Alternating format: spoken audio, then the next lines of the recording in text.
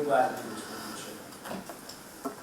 I do that because this Iran Accord is going to play out on your watch.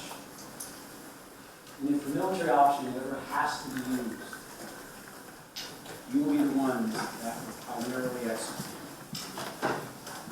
The Arab nations probably won't let us use our air bases there. And it'll be the aircraft carriers that I'll talk about after we come out with the Gulf. But if we have to use this option, Tomahawks and others, or submarine surface vessels, that will have to do that strike. So let me talk today for about 15 minutes over this Iranian. I want to do this because I really believe strongly in town halls. I just think that public officials should be able to get out there and discourse on issues of the day, no matter how unpopular they might be, and listen also to what citizens have to say, in particular those who might have to carry out the mission. Less than 1% of all families today in America actually have an immediate family member that is in the U.S. military and went through these last 2 years in power. I'm a cautious supporter, but a supporter of this Iran Accord. I'm a supporter for no other reason that 30 days from today, Iran can have enough bomb-grade material in order to have a nuclear weapon. As a minimum, I'm supportive of this agreement because it actually takes that uranium and dilutes it all the way down. That would take them a year to use centrifuges to spin it back up in order to have bomb-grade material to make a nuclear. And those centrifuges that are used to spin it back up to bomb-grade material, where it would take at least a year, are going to be placed, many of them, in storage. And when centrifuges are in storage, anybody who knows anything about centrifuges, they decay. This may actually be longer than 1 year, just because of that alone. I bring this forward because I've operated out here in the Persian Gulf a number of times. I had the first command of a ship where the Iranians flew a warplane over me as I went through the Straits of Hormuz. And as you know, soon to be naval officers, when you go through that Straits of Hormuz, there's no way to pivot or turn. It's so narrow. And only a few miles over there that you can physically see is Iran, with hundreds of surface-to-surface missiles that can rain down on our ships. Never mind all the way to Israel and to the United Arab Emirates of Bahrain, where we have troops stationed. And that warplane kept trekking towards me. And as you learn, as a young officer, you have to make the decision, the judgment of whether that's a hostile act, a hostile intention, or whether they are having the right to fly over the ocean, which is common to everyone, the commons of the seas. I don't trust the Iranians, not a bit. I think Ronald Reagan, when he negotiated the START talks with the Soviet Union, said it pretty well, but not well enough. He said, trust but verify. I say verify before you trust. I can remember operating out there. And the Iranian regular Navy would go by and say, hey, signal that I'm coming down your starboard side, 1,000 yards. But those Iranian Revolutionary Guard, in the middle of the night, would all of a sudden in their cigarette boats come steaming towards you. And you wondered whether they were laden with bomb material. And I always kept 2 helicopters up, ready to go. And as they tracked towards us, we had rules of engagement that you will learn. Because we don't trust. We verify that that's not going to do any damage to any of us. And as they came in and came against us, we flashed lights. And then the blades would whirl up, and we were ready to take them with guns until they finally, at the last moment, turned away. Often these are judgments that are made, but made upon facts. I bring that out because the inspection regime that is in this treaty, or this accord, is the most rigorous that I have known. I had the Arms Control Division underneath me when I was a young Navy selected admiral. And we worked those issues very laboriously as we did with the Soviet Union and others, even after the Soviet Union went away. Many of the arms agreements were out there still. We have nobody on the ground today. The IAEA, the International Atomic Energy Agency, has found that both North Korea and Iran were doing nefarious bad things. Is now not just 50, but 150 people that are going to go aboard any time in any of those facilities that today we know or suspect and are there in the accord of having anything to do with the nuclear capability. At a moment's notice, they can just go with constant monitoring. And if we decide that we have some type of suspicion that the Ayatollah of Iran is starting to build a nuclear bomb in his basement, we can say, we've got some evidence. You're doing something pretty bad down here, Ayatollah. We want to come into your basement and look. Now they have the right, because it's a brand new thing, and they just don't want us, if we don't want them willy-nilly around, to say, shh, I'll look at that proof, but here's my proof it's not. But even after all that, at the max 3 weeks' time, they don't have a choice. Because we set it up that the Western powers, not Russia, not China, not Iran, has the majority vote to say, too bad, so sad. We're coming in to inspect. And again, like those of you who go nuclear power, as I command an aircraft carrier nuclear power group, you'll know that the alpha, the beta, the gamma radiation that you'll learn all about, that is comprised within that nuclear capability, you just don't go in there and pick it up and carry it out. That residue will remain for a long time. So even if it could be a longer period of time, we go with our monitors and say, there's some bad stuff here. You violate these agreements. Bring up that word violation, because it comes back to you and the children. The military option should never be off the table, but it should be on the back of the table. Use it to stop them from having a nuclear weapon? Absolutely. So they can't blackmail us and endanger Israel. But understand, as you go out there and operate, some of you, the operations officer, will be privy to the war plans that I live every day out there when I deployed on various ships. And that I was in charge of the war plan. I had it for the Navy. They had it part of my vision. Understand that if we strike, first the carrier battle groups will have to come out of the Persian Gulf, because our sonar cannot pick up the 19 midget submarines that the Iranians have. That water right there is so shallow that our sonar doesn't work, our active sonar. And passively, we can't tell the difference between a midget submarine that's sitting right there or one of the two areas that our carriers can operate, because they've got to run into the wind and back, that they're restrained and they know exactly where we can operate. And they sit there just like any other steel drum, an oil steel drum dropped off a ship. We just can't pick them up. Not one of the 19 or the 4-kilo submarines. So we will wisely withdraw aircraft carrier battle groups out here. And then as we do that and begin our strikes, thousands of mines are going to be laid by the fishing vessels as we've watched them practice to close that Straits of Hormuz, where 1/5 of the oil of this world flows through. You're too young to remember the gas lines of 1973. You remember, Carl? Sure. You stand for hours.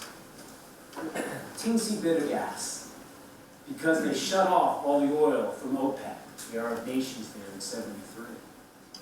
The catastrophe to the world's economy, particularly us, is going to be immense. But then, as we do our strikes, we will first try to destroy those hundreds of missiles that can rain down on Israel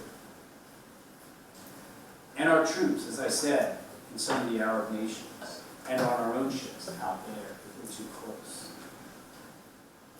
But even before that, we will have to take down all these sophisticated surface-to-air missile systems that the Russians even are selling them as late as 3 or 4 weeks ago. And those SA-3s that you studied probably will have to beat them down so our aircraft can then egress in, destroy the rest of the missiles, and go all the way in to destroy those facilities, up 7, that are making, or had in the past, something for today to do with trying to strive towards a nuclear capability. And we'll do it. Because that's who we are. That's what you're training to do. And you'll train for months on how to do this before you go over.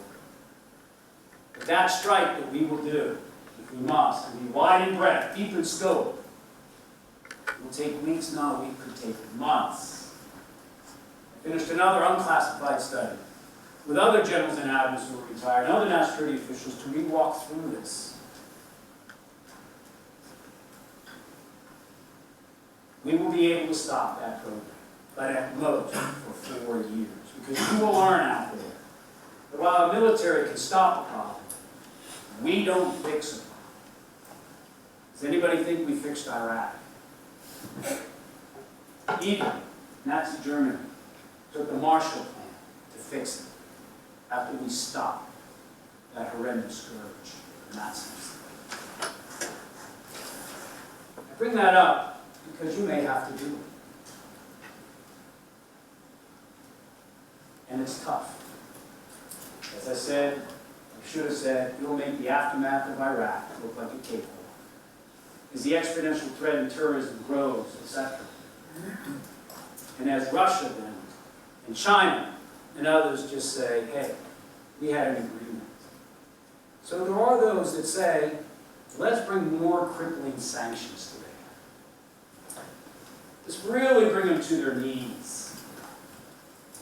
Hasn't worked in North Korea, has it? There's even reports of cannibals in North Korea. We have impoverished them with our sanctions so much. And yet, they've exploded 3 nuclear devices.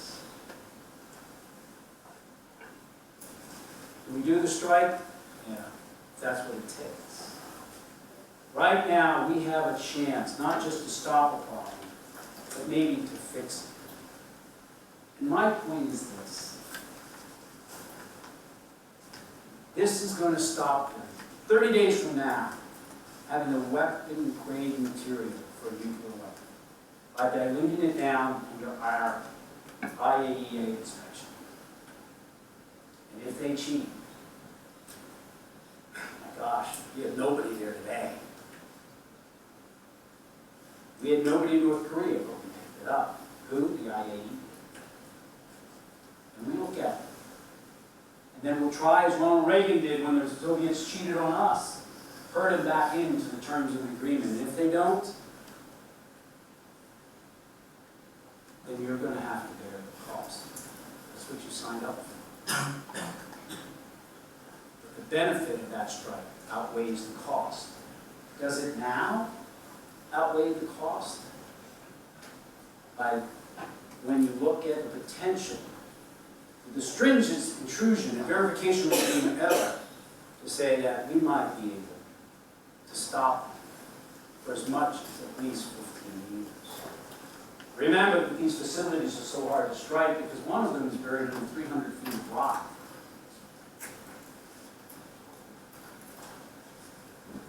Sometimes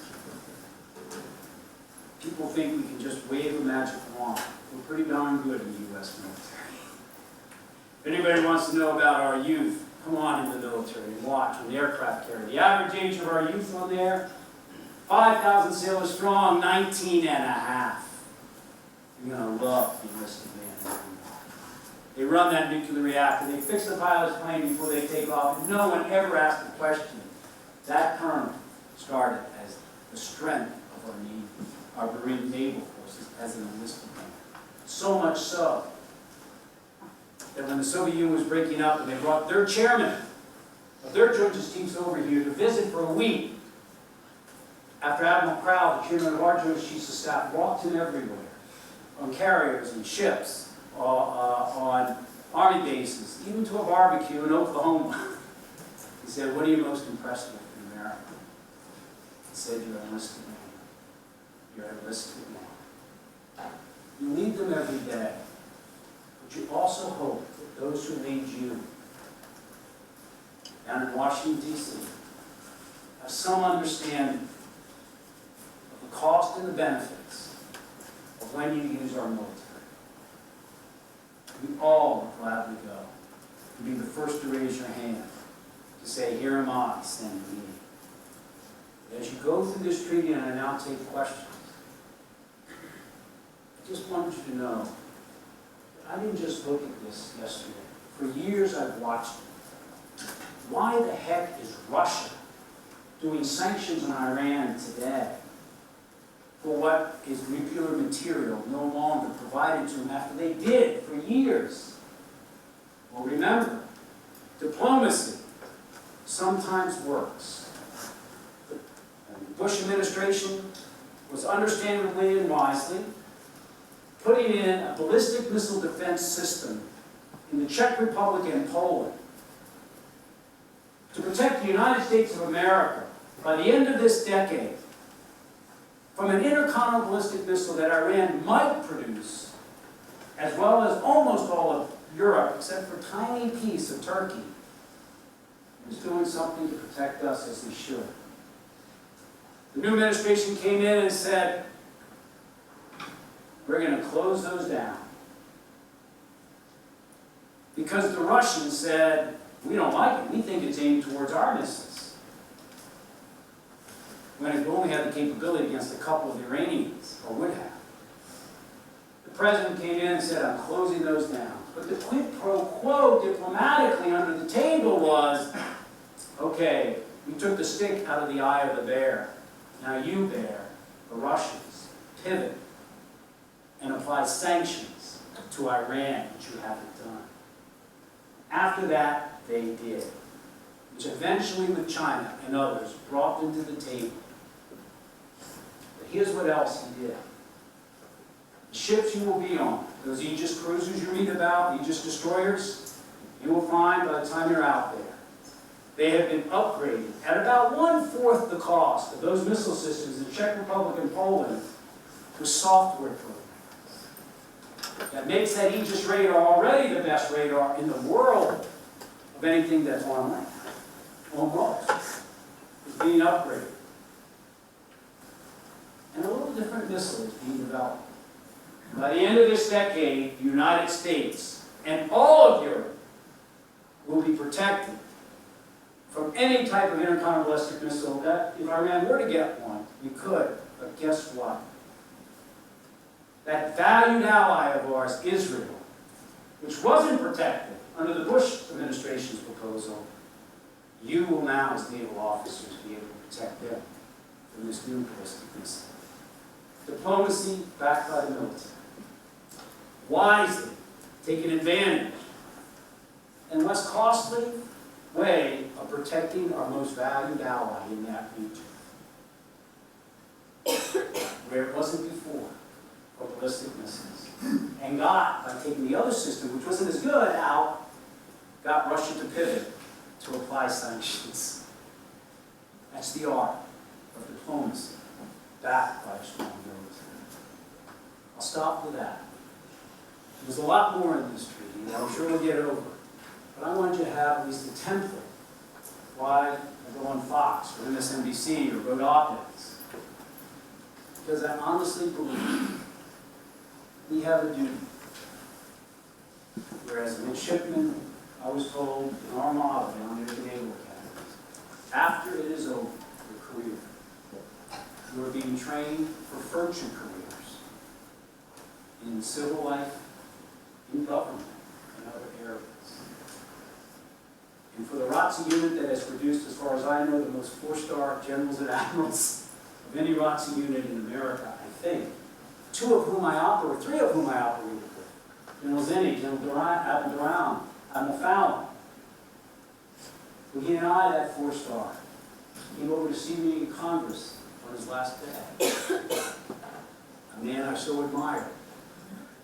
Because he took care of people, not just the nation, calling me the day my first baby was born. stop with that. Understand the import and the duty you're about to assume. Understand those enlisted. There's nothing like them. They're a national treasure.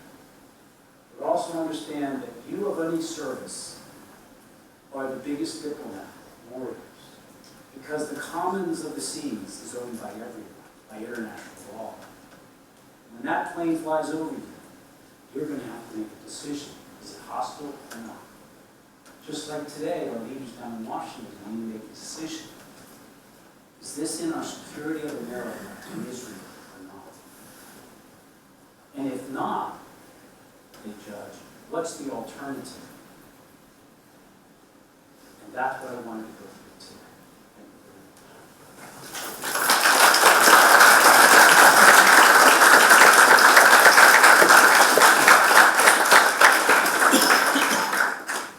That, we have to take questions. I think they come up here. So if anybody has a question, yes, sir. I don't have a question, Joe, but I think You want to come on the microphone so they can hear it? yeah, See, sure. they can't hear on television if you don't. I Come will- on over here, sir. Right.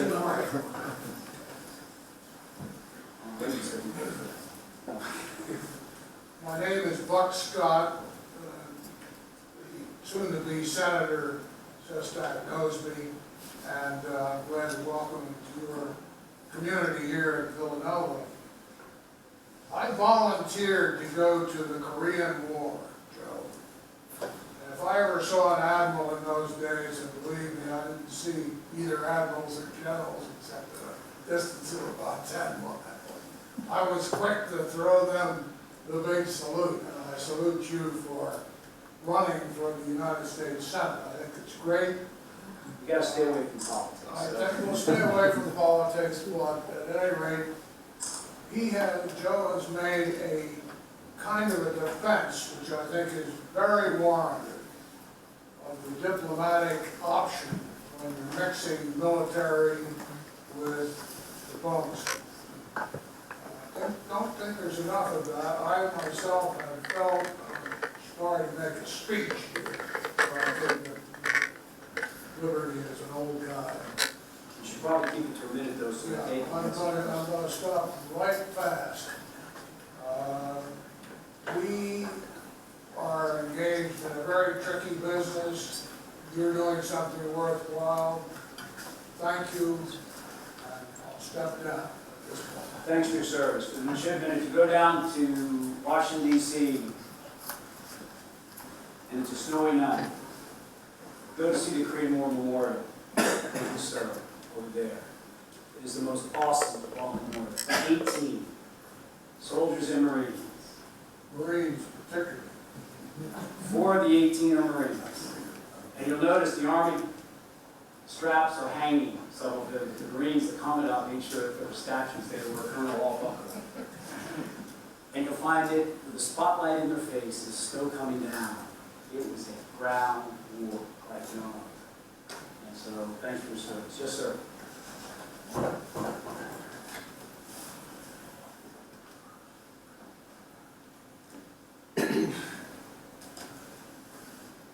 I'm an NROTC out of Harvard, going to get a PhD in nuclear engineering.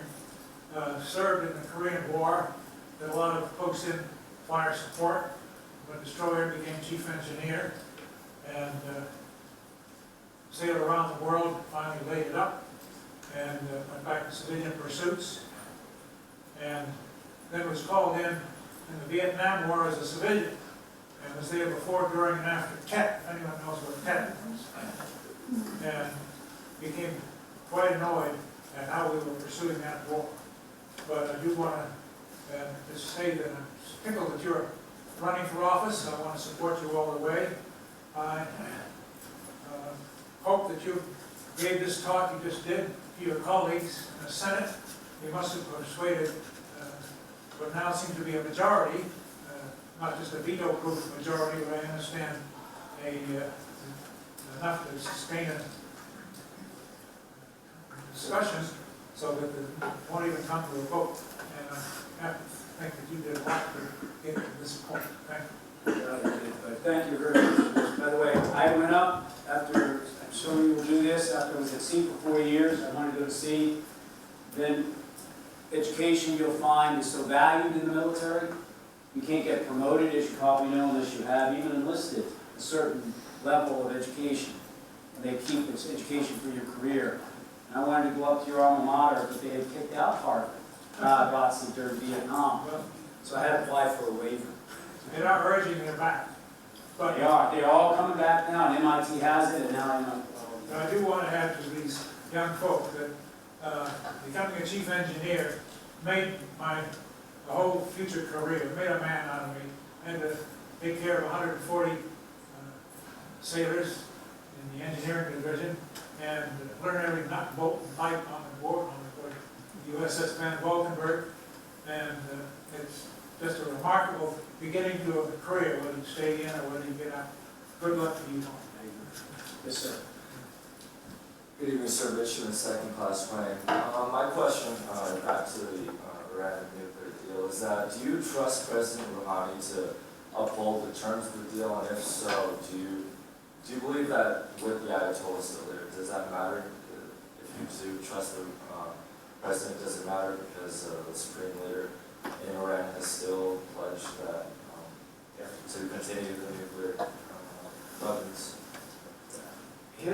Do I trust either of those two? Absolutely. But I also remember Khrushchev, head of the Soviet Union. When he came to America, absolutely Sputnik was happening, and many don't remember that. The Americans were starting to train, as I did as a kid. We have drills hiding under our desk in school, you've heard about it. He went to the UN and he took his shoe off, and he pounded it on the podium in New York City. He said, "America, we will bury you." We buried you. So, we did it without a war.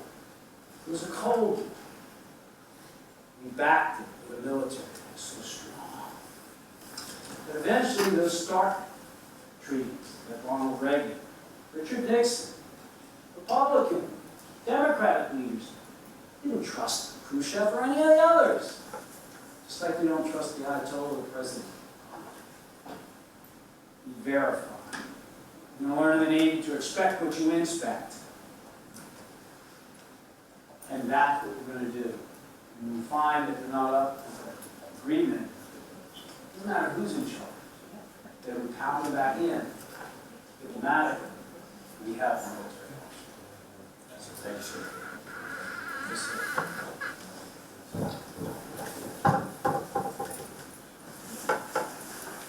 Good evening, again, I'm Mike Levin, Dr. Mike Levin. I taught biology for several years. About 40. I was a graduate of Rutgers and out of the University of Vermont. I'd like to give you a little history of Iran, Central Part of Persia. We're talking about a country of about 75 million people in an area the size of Alaska, joining Iraq. Now let me fast forward to the place we're at right now. How did John Kerry work out this agreement? He worked it out with Dr. Ernest Moniz at his side, who had access to all of the laboratory workers at Los Alamos, at Hamburg, at Oak Ridge. They were able to communicate instantaneously. Are there questions about this? How is Iran going to handle this side of it? They worked it out in agreement with those leaders in this country who could task their staff on weekends to work out the details.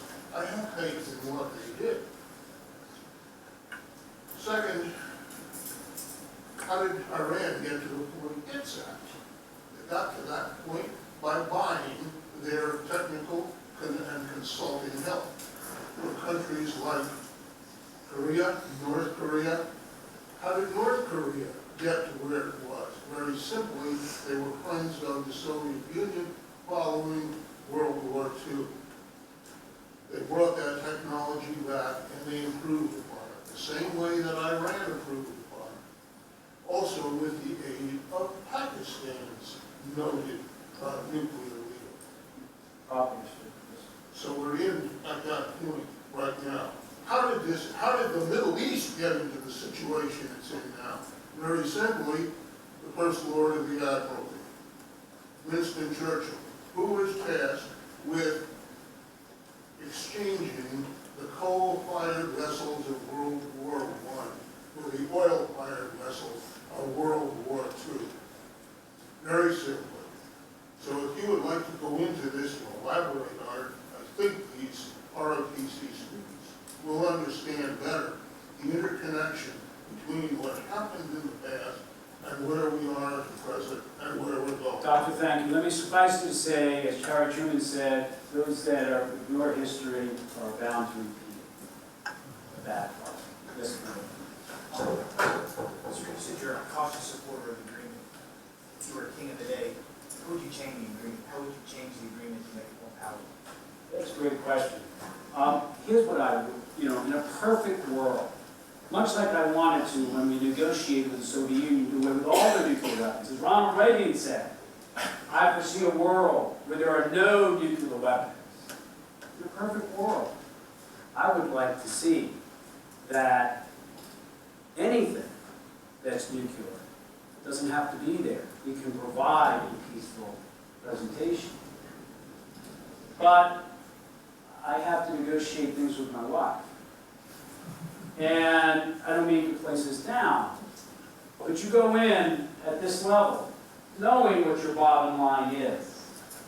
And we all knew what our bottom line was, because we made it pretty clear over the past year, and we got it. Do I understand Israel's concern? You bet I do. And you're all going to visit there like I did. I mean, at least 8 times, probably a dozen. My wife works for the Israeli military over there. She goes over every so often. They're in one of the vast hostility areas there. It's a small place, surrounded. I still have my shirt, never again Masada. You don't want an existential threat right there. The guy's right next door. It's a little different. I would lay down my life for Israel as a naval officer. And I feel the same way today.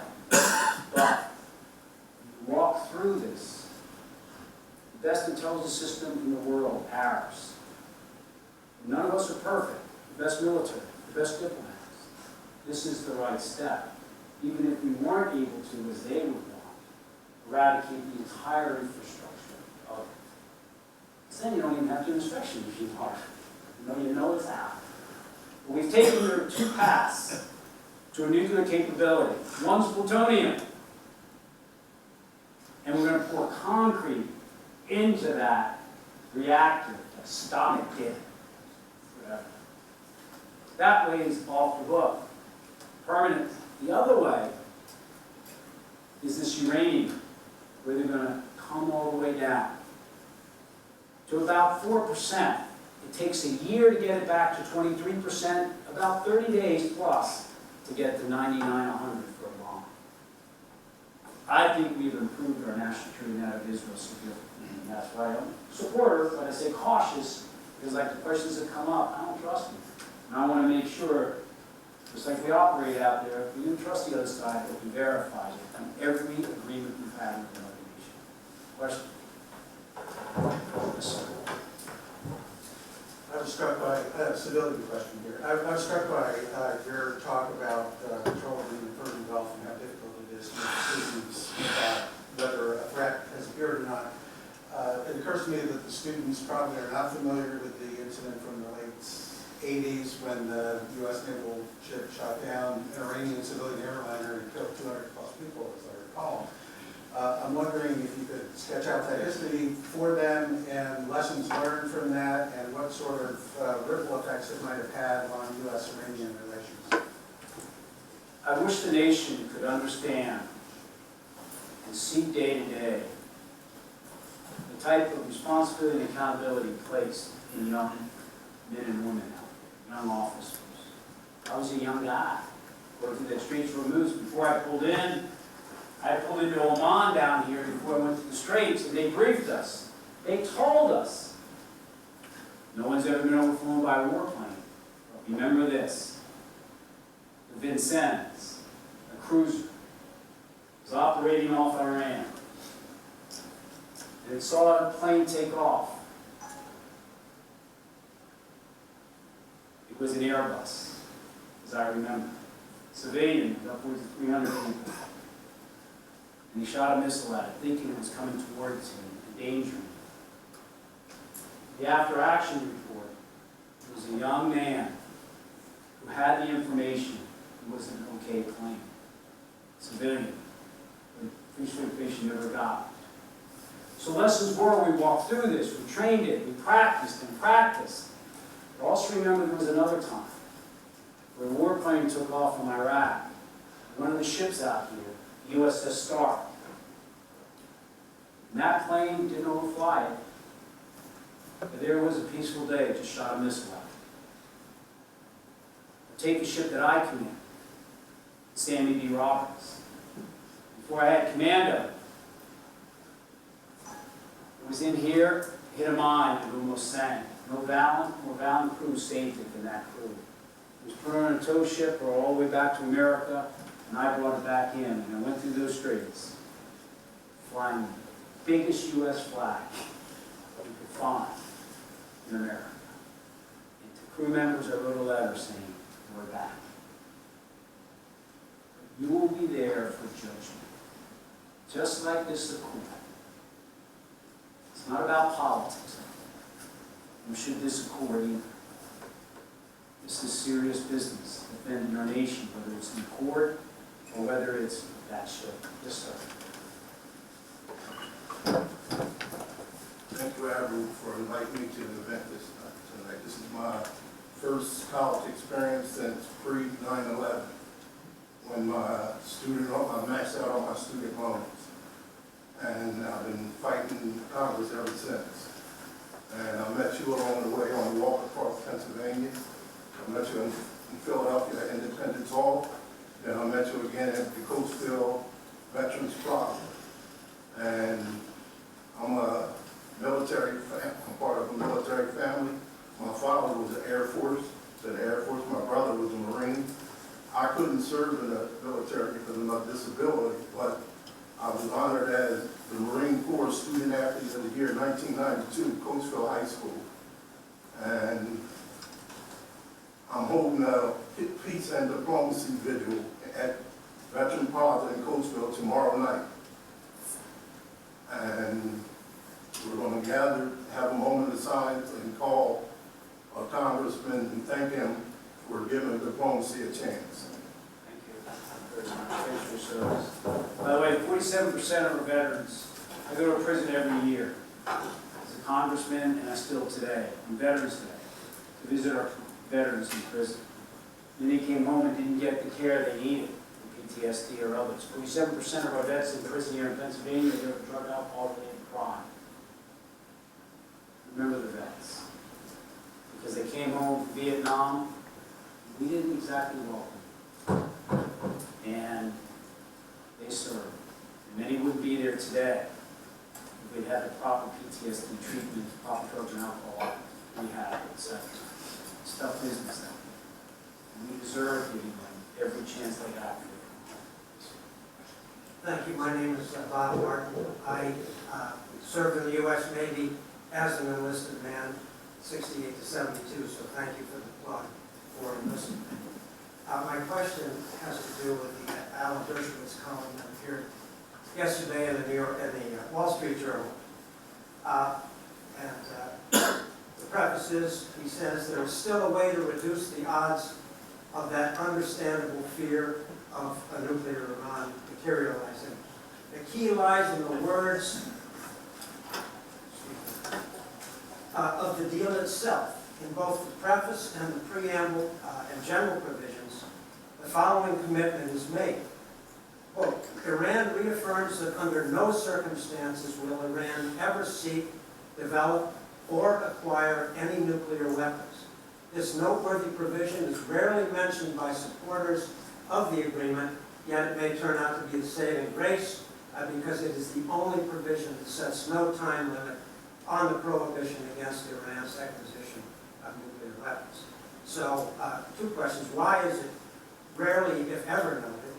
And secondly, in your mind, does it trump the 10 and 15-year limits that are otherwise stated in the agreement? In the answer to the first one, just before I came in here, I did an interview with Maria. Is she here? Villanova reporter, paper reporter. Is she here?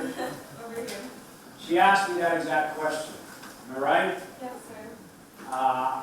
And so there are those that catch that, all right? And to his answer is, it should be out there more. But as I relayed to her, we also know that any nation, even if it's in an agreement, could, if it wants to, just withdraw. What's to stop it? Except you, if they're going about bad things like nuclear weapons. But I do believe, as you said, sir, that this treaty, accord, has the potential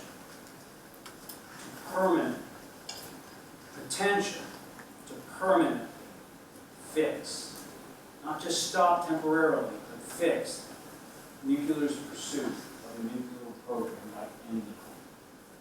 Over time, things change. Remember this as we look at Iran. I asked the general running Afghanistan when I got to Congress, are there any common interests between us and Iran at all? He said, yeah, you bet there is. They hate Al-Qaeda, Sunni Shia. Today, ISIS, they're in there fighting the same adversary we are. I don't mean to trust them. But again, remember, we fixed Germany after that Holocaust. And today, there's no one here that would think that is a nation that truly is a democracy. And we may never see it with Iran. We may have it end or not. But those words in there bode exactly what Ronald Reagan said. I see a world in the future where there's no nuclear weapons. And so let's see if this becomes permanent, not just the 15 years. A lot of things change. We all know. Let's make sure that we're safe today, voting for the future. Yes, sir. Admiral, as you may well know, Senator Toomey has had multiple opportunities in the Inquirer, our paper of record here in Philadelphia, to make his points. And I don't believe I've seen anywhere near as many occurrences of your own writing. I'm wondering what they have against you. Well, first off, they did publish an op-ed of mine on Iran. The second is, the senator, as Senator Casey, is an elected public official. And I think we should know what they're saying. Now, that doesn't mean I haven't sent them lots of op-eds on issues, and there's a few more of them been published. But you do what you can. We had our op-ed published in about 18 pages across, not for political reasons. So I told my staff, this deal is more important than what I'm in today. Why? Because at the end of the day, the aftermath of this, we do a strike, we will if we must, is immense. Immense. And I don't think you're going to find anybody who will put sanctions on or ever wanting to. In 4 years, they can be back where they were. And then keep one auspicious in mind, Saudi Arabia. So today, as you all know, probably, right down here in Yemen, you've got the Pakistanis helping out Saudi Arabia. Why? Because Saudi Arabia and Iran, after the United States and Israel, they're next on the list. And so Saudi Arabia has given millions of dollars over to Pakistan over the years to kind of buy their loyalty.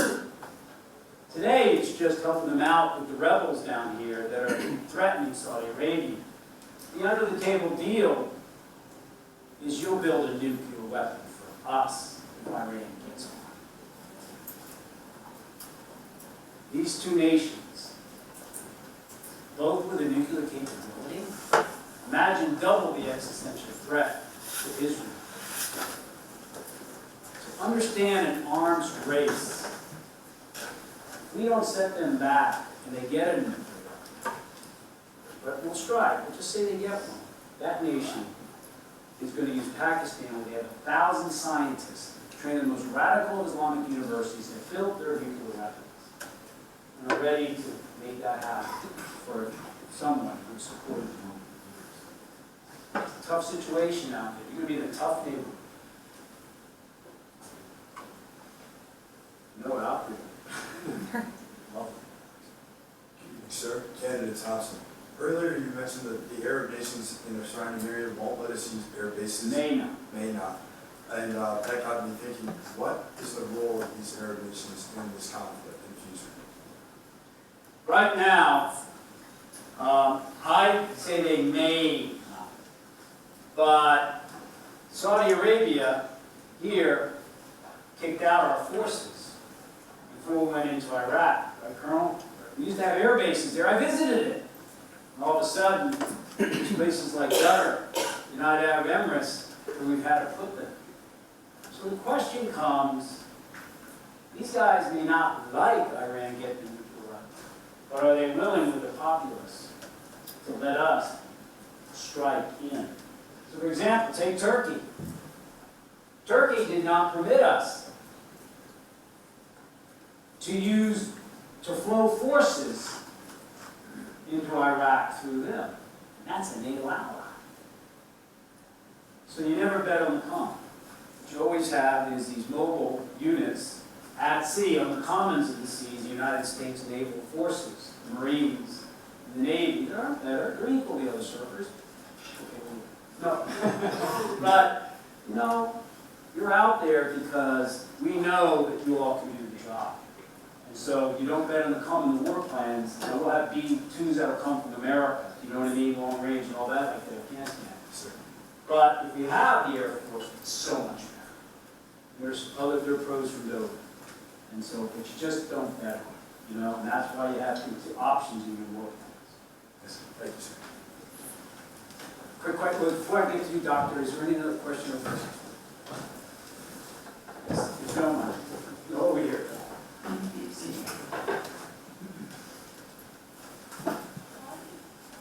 Thanks for being here tonight. If you fast forward with this accord was put in play, what are some of the immediate risks associated with it and how will that be mitigated? Use the microphone, please. Stand right in front of it. Speak up, I cannot hear. I'll repeat it. So what are the immediate risks and how will the community that's agreeing to this, the international community, monitor and mitigate those Yeah. risks? What are some of the immediate risks that are, might be evident as we begin to implement this agreement? And one of them is that, quite frankly, what I'm watching is, does Iran stonewall us? Do they not permit us to go into all those facilities that are in the accord that we know today, suspect today, have been involved in nuclear? And that's going to be the first harbinger that we've got some issues here. So that's what I'm going to look at first. Now, what we do know is this. We can do surprise inspections on them. We know we got 150 people, not just 50 as before, to go in. We know that we can have constant monitoring. We can leave behind advanced technology and all. And so we're going to want to see whether they are adhering immediately to this agreement or not. That's why I use the term cautious. You know, they've been conservative when you're in the military. Is let's make sure they abide by the rules. And we should not give an inch on this. And so that's my most immediate concern. The second one is, I think we need to double down. We will learn this when we get out there, with some of the best tools we have in the global war of terror. But we're going to be opening up and letting them take back some of the money that's been frozen. That economy is broken in Iran. Diplomacy done well can be made to hurt. And those sanctions made it hurt. I mean, the inflation rate is out of sight. And other things the economy is doing. It will take them, some economists say, $500 billion to fix it. They're going to get some billions back. We want to watch where that money flows. Right now, you will find that some of your best allies out there in the war terrorists, the Treasury Department, working with other banks around the world, because ISIS had $400 million after it went into Iraq. Robbed banks, it sold oil to Turkey, $400 million. And our banking system, done well to the IMF, to all these international agencies, strangles that blood slowly and surely. That's the second one to watch. Because we're not going to stop one iota from stopping Iran from doing anything that will harm us or Israel or World War Terror. We don't mind if they're in there taking care of ISIS, but that's the second thing that I'll be watching. Yes. Just take one. Now that we've raised the issue of the history, I want to turn to the current situation. What is it about the spinning down of nuclear material in Cape, presumably into a gas, that is so attractive to Iran? What are they going to do with the wastes that are produced? How much material is produced? How can they do this? This is costly. This is a costly procedure. This involves their sales of oil. Money which could have been put into their population, into medical care, into a number of things. Why are they doing this?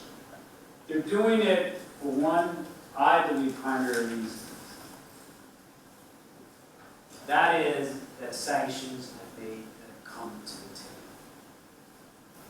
They know that anything they want to do as a country, as their government is losing credibility, inflation's going up and all, that they've got to stop. And second, they know that if they don't, there will be this military strike. There's not a question in my mind that those two, both sides of the same coin, hurting them with diplomacy, economic sanctions, the military strike, ready to go if they don't, is what brought them. When you read some of the CIA intelligence that have been made public, and when we watch them stop and start again, CIA actually said that in some of their thinking, they're a little bit more practical in assessing costs and benefits than we might give them credit for. It's your job out there. You're also to say, much like diplomacy did, it will hurt if you don't. That's pretty tough to say. That's why we have a military to protect our interests. But let's bring diplomacy about first. And it's worked, but not perfect at all.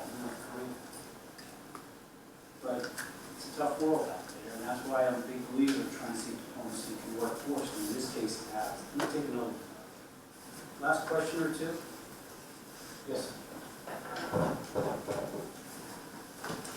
Yes, my name's Gary Knights, and I'm thinking a little bit about the diplomacy, people side of things. Right now there are a lot of hardliners that have been around for a while, and it seems like the younger folks in the country, many are yearning for freedoms and things like that. I'm wondering if this can somehow be used to help get them more on our side and try to win the war from within. Yeah. I've asked, a couple people have brought this up.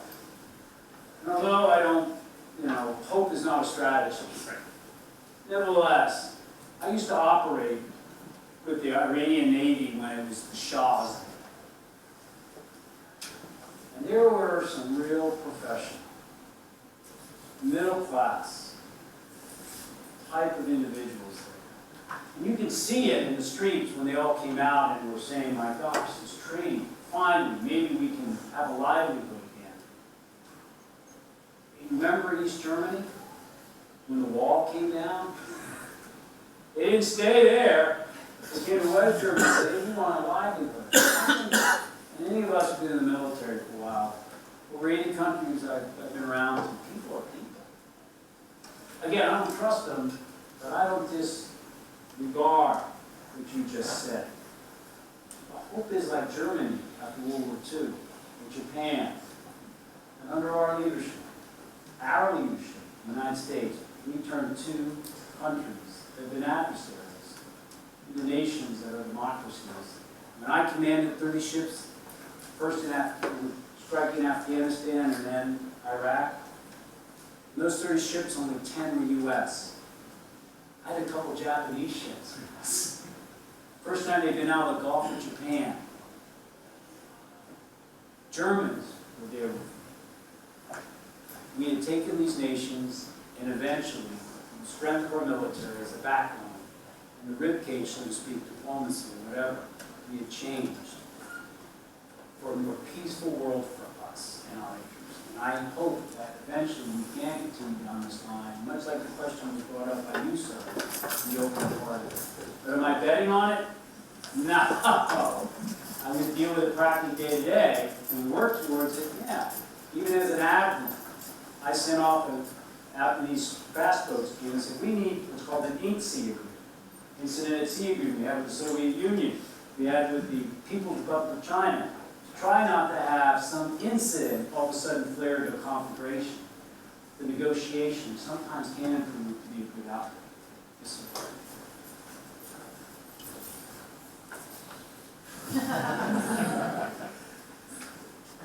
Edwin, I heard recently that since the beginning of this calendar year, the Iranian regime has executed almost 700 of their own people.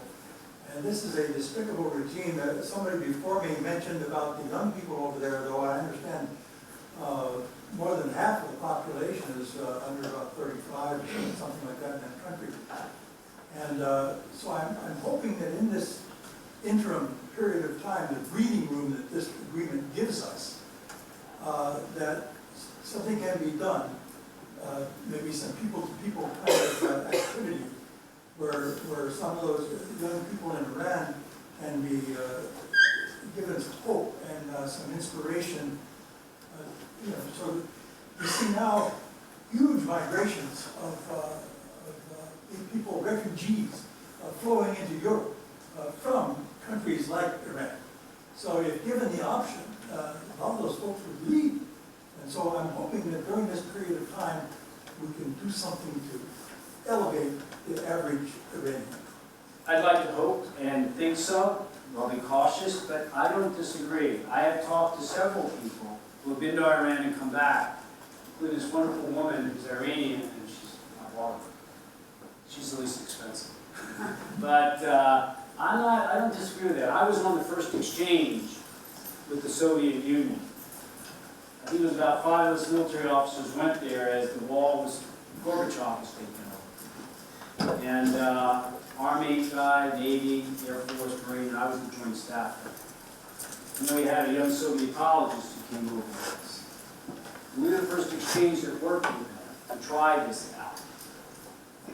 I'm not saying Russia's worked out perfectly by any means. It isn't like it was in the old days, so perhaps. By the way, that young Sovietologist, I proposed to her the second day in St. Petersburg. 8 years later, she said yes. She's my wife today. So, so it was a great people thing there. But I don't disagree with that. You will find in the military, one of the things you will be doing is engagement around the world. When I was Director of Defense Policy in the Clinton administration, I put together each year, from other people's good ideas, I was kind of like the editor, let's say, the strategy of engagement. The U.S. is strong if we're engaged abroad. Now that doesn't mean playing whack-a-mole with our military. That means our State Department. My gosh, I remember pulling into Alexandria, Egypt, and they had a consulate there. And they'd do engagement with the people there. And then if our sailors needed assistance, they were there. Well, today we can't afford it. As someone said, Secretary Gates agreed, more people in military bands than there are in the Foreign Service of the USAID. And Condoleezza Rice said actually more than are in the statement. Secretary Gates said, I think she's right.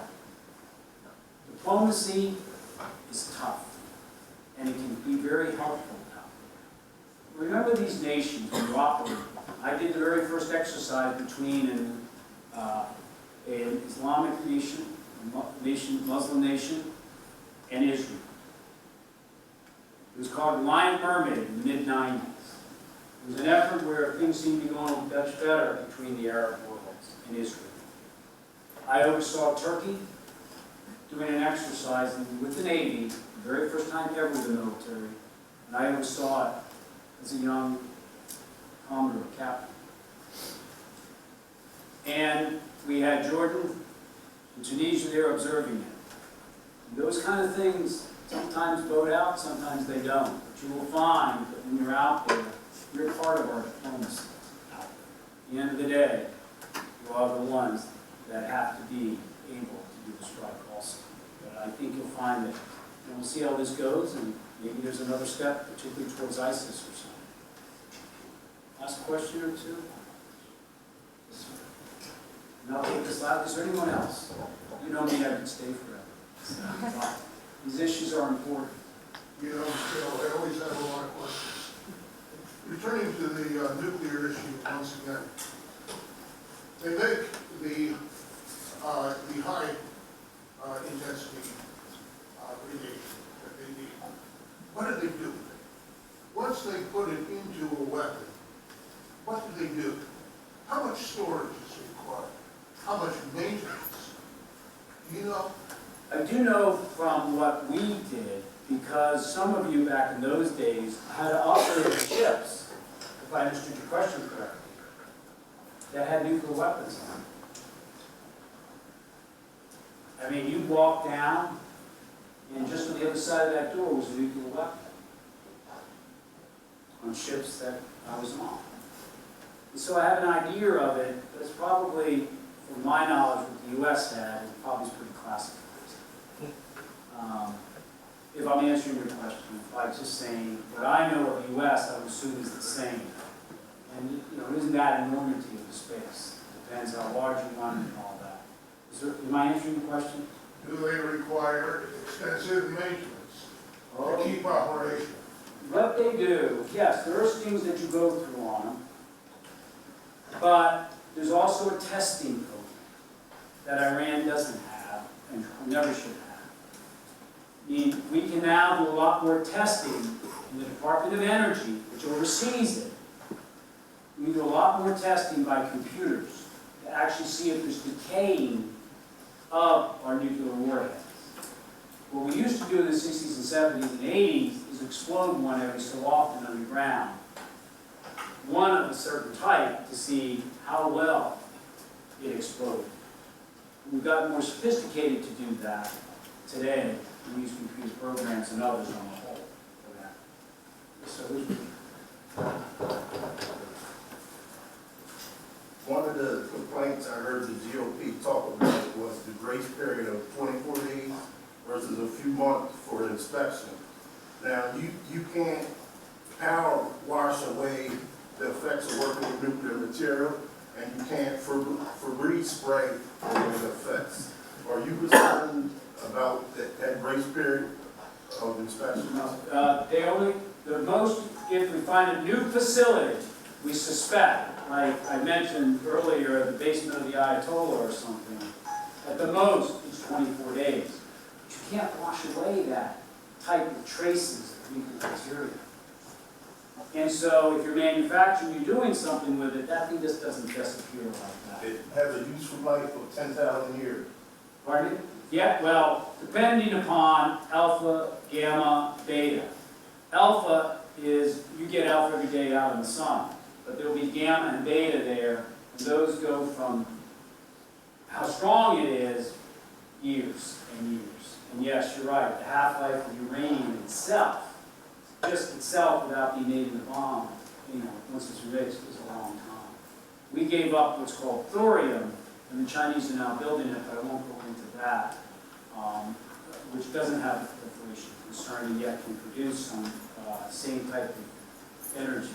But that's a different issue. I think I'm gonna wrap with a final comment, if that's all right. So, thank you for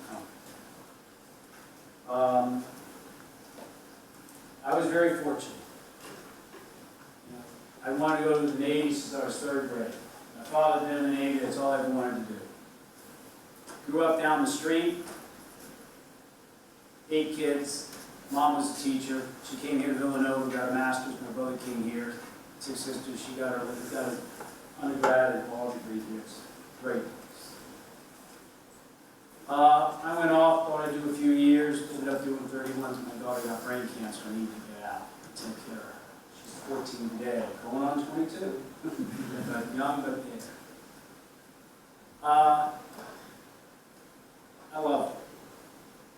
I loved it most. One of the BNC was the teamwork. You're in it together.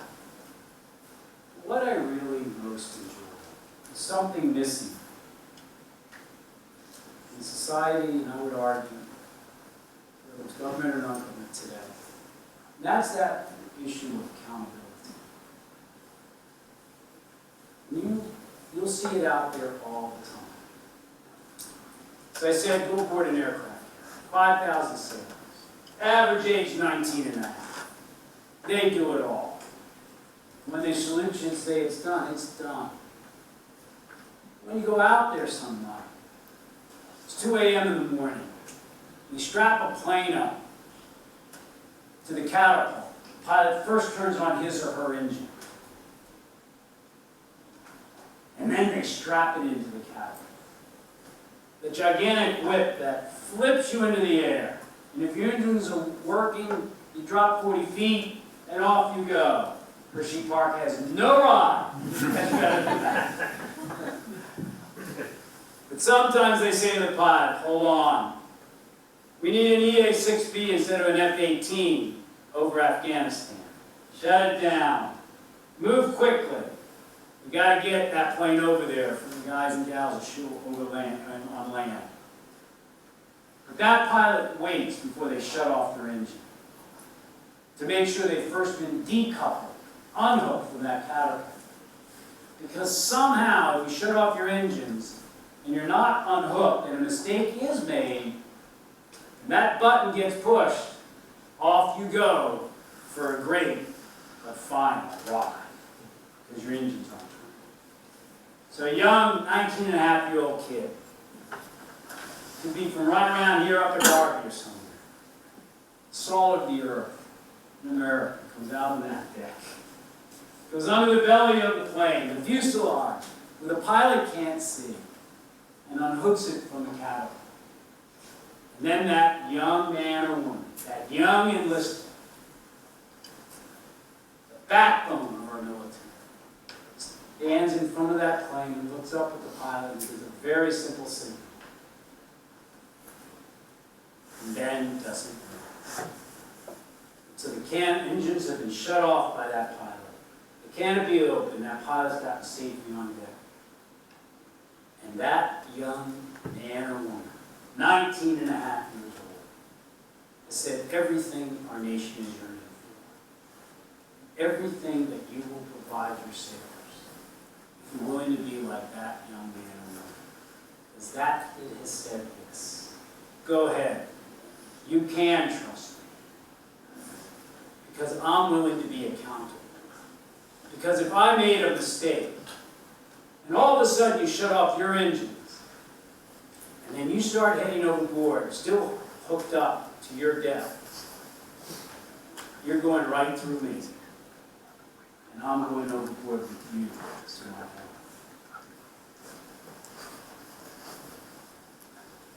Imagine leadership like that in our civil life today. Willing to be held accountable not for your intentions, but your deeds. Every day, you will live that out. Beautiful Wall Street Journal article, 1952, talks about the leaving a captain because damage and loss of life came to his ship. He said this accountability is cruel business, but it's necessary. And almost nowhere else but at sea is there this accountability. Because the captain of a ship is given more responsibility and authority than anyone else of that crew, but with them both comes accountability. And if harm comes to that crew, or that ship goes aground, he or she is relieved automatically for cause, no questions asked. Because accountability isn't for your good intentions. It is for the deed or the lack of it. And if you aren't held accountable, how can a crew trust its captain if they're above accountability? That's what you're stepping into. And there's nothing like it. Thank you very much.